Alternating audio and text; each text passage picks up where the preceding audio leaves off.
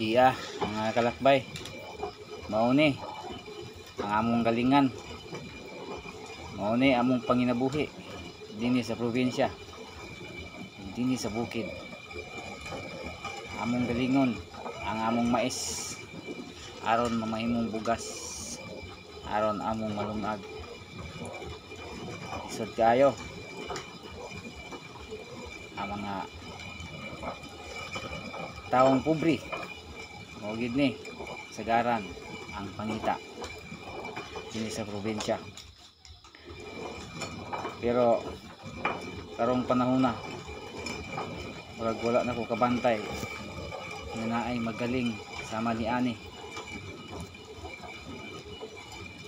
Halos na ang tanan ipagaling na nila sa pagalingan nga di kurinti.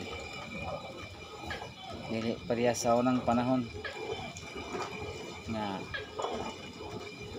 halos tarang balay imong maagian naingon ani magdaguo yun ang ilang balay ng mga kabalayan sa unang panahon.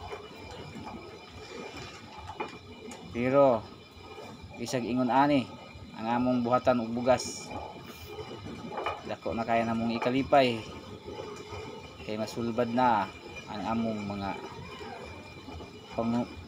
nag-unang panginahanglan. Bugas nami og amo nang iliguman among aligiigon mga kalakbay. Dagan pang proseso, indot kay ni lami kay ni siyang kaunon kaning ginaling sa bato. Tagsa na kayo ang mga taong nagbuhat og sama ni ani. Murag paminaw na ako na siguro nagpabilin aning legend aning buhatan namo nga bugas galingan sa bato mga kalakbay. So kira please dala pasingot ba, dala exercise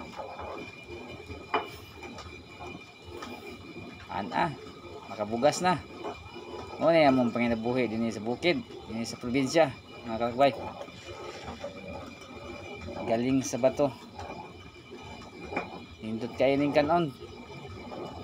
Parisan og utan nga kalamunggay. Awan nugab na ka. Pero nindot yun ining ginaling sa bato. Tamis-tamis ang iyang kanon.